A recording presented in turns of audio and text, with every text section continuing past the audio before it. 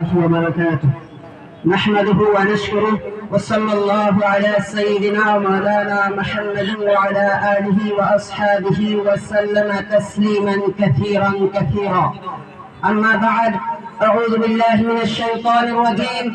بسم الله الرحمن الرحيم.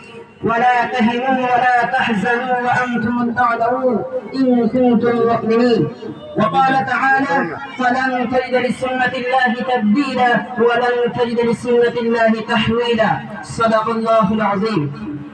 جناب صدر اجلاس، اساتذہ کرام اور میرے ساتھیوں، ملک کے موجودہ حالات کو پیش نظر رکھتے ہوئے میں آپ کے سامنے تھوڑا سا کلام کرنے جا رہا ہوں. میں اس ذات واجب الوجود کی بارگاہ میں دعا کا طالب ہوں کہ وہ مجھے سچی باتوں کو اچھے انداز میں پیش کرنے کی توفیق عطا فرمائے. آمین. حضرات سامعین، اس وقت ملک کے جو تشویشناک حالات ہیں وہ ہم سب کے سامنے ہیں. ہر شعور رکھنے والا یہ جانتا ہے کہ آج ہندوستان میں مسلمان اسلام اور اسلامی شعائر کے خلاف دن بدن دائرہ تنگ کیا جا رہا ہے.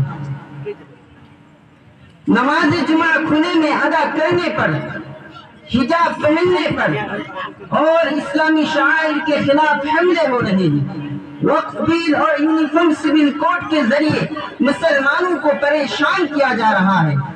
ہم جو ہمارے بارہ دا کشمیر فائل جیسی فلموں کے ذریعے مسلمانوں کی ایک غیر حقیقت تصویر دنیا کے سامنے پیش کی جا رہی ہے اور ماحول کو زیادہ سے زیادہ زہریلا اور گندا کرنے کی کوشش کی جا رہی ہے.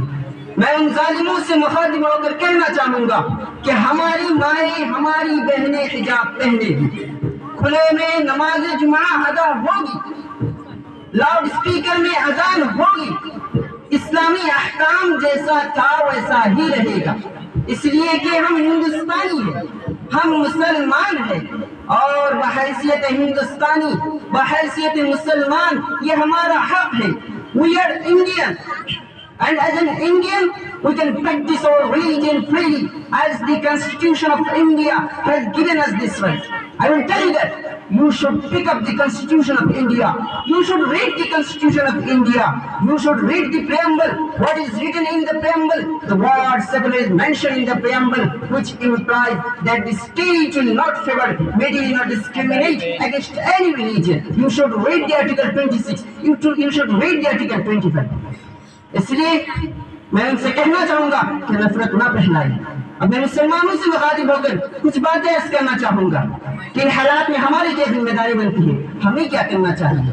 اکابرین کے خیال میں کچھ کام ہے جو ہمیں کرنے چاہیے. پہلا کام، اپنی ایمان کو مضبوط بنائے. اللہ جل شانہ فرماتے ہیں: وَلَا تَهِنُوا وَلَا تَحْزَنُوا وَأَنْتُمُ الْأَعْلَوْنَ إِن كُنتُم مُؤْمِنِينَ. تم رنجیدہ مت ہو، تم غمگین مت ہو، یقیناً تم ہی سربلند رہو گے بشرطے کہ تم ایمان والے ہو. یاد رکھنا، اللہ کا یہ فرمان ہمیشہ کے لیے ہے، ہمیشہ کے لیے رہے گا. فَلَن تَجِدَ لِسُنَّتِ اللَّهِ تَبْدِيلًا وَلَن تَجِدَ لِسُنَّتِ اللَّهِ تَحْوِيلًا. اس لیے موت سے نہ ڈرے. یاد رکھنا، موت سب کو آنی ہے، ایک مرتبہ آنی ہے اور وقت پہ آنی ہے. اس لیے اپنے ایمان کو مضبوط بنائے.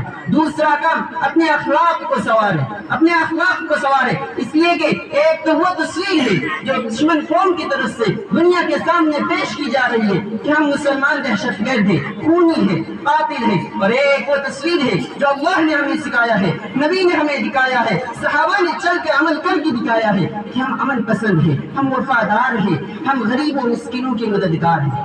تیسرا کام، تاریخ کو یاد کریں، اپنی تاریخ کو پڑھیں. یاد رکھنا، جو قوم اپنی تاریخ کو بھول جاتی ہے وہ قوم مظلوم کر رہ جاتی ہے. یاد رکھنا، ہم کسی ایرے گھیرے نتو خیرے کے پیروکار نہیں ہے، ہم عمر جیسی شخصیت کے پیروکار ہیں. ہاں، وہ عمر جس نے اسلام قبول کرنے کے بعد مکے کے کافروں سے مخاطب ہو کر کہا تھا: اے مکہ کی کافروں، تم مجھے بھی جانتے ہو، میرے قبیلے کو بھی جانتے ہو، میرے باپ کو بھی جانتے ہو، میں نے اسلام قبول کر لیا ہے. اب جسے اپنے بچے یتیم کرانے ہو، اپنی بیوی بیواہ کرانی ہو، وہ ہمیں بیت اللہ میں نماز پڑھنے سے روک کر دکھائے. ہم شیر خدا علی کے پیروکار ہیں, ہم خالد بن ولید کے پیروکار ہیں. Who is Khalid bin Walid? Open the books of history. There was a soldier, there was a commander, there was a conqueror. He crossed the borders.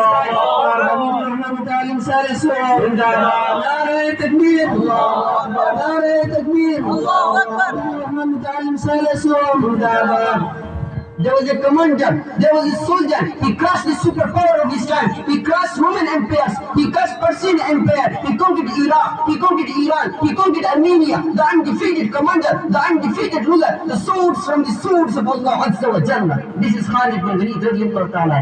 ہاں وہی خالد بن ولید جس نے رومیوں سے کہا تھا, اے رومیوں تمہارا سامنا, تمہارا مقابلہ اس قوم سے ہے جسے موت اتنی ہی عزیز ہے جتنے تمہیں زندگی عزیز ہے. ہاں آج بھی اگر ایک مسکان اللہ اکبر کا نعرہ لگاتی ہے تو 100 کتے بھاگنے پر مجبور ہو جاتے ہیں. اس لیے اپنی تاریخ کو پڑھیں. چوتھا کام اور میری آخری بات یہ ہے کہ اپنی دعاؤں کا اہتمام کرے, خاص اہتمام کرے. یاد رکھنا آخر مدد اللہ کی اور سے آنی ہے, اور جب اللہ کی اور سے مدد آئے گی تو کوئی ہمارا مقابلہ نہیں کر سکتا. اس وقت مجھے شیخ الاسلام علامہ تقی عثمانی کا وہ جملہ یاد آ رہا ہے. کچھ دن پہلے شیخ الاسلام نے فرمایا تھا, امریکہ کو مخاطب کر کے فرمایا تھا, خدائی امریکہ کے پاس نہیں ہے, خدائی امریکہ کے پاس نہیں آئی ہے, خدائی اللہ کی ہے. سپر پاور نہیں ہے, سپریم پاور اللہ ہے. اس لیے دعاؤں کا خاص اہتمام کریں. میں ان اشعار کے ساتھ اپنی تقریر کا اہتمام کرنا چاہوں گا. اٹھ شیر مجاہد ہوش میں آ, تعمیر خلافت پیدا کر.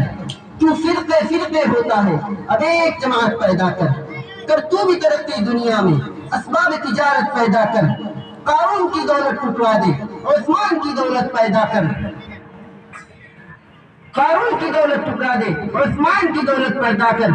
تو اپنے آپ کو مسلمان کیوں کہتا ہے اگر کفار سے بھی ڈرتا ہے؟ یا تو موت سے ڈر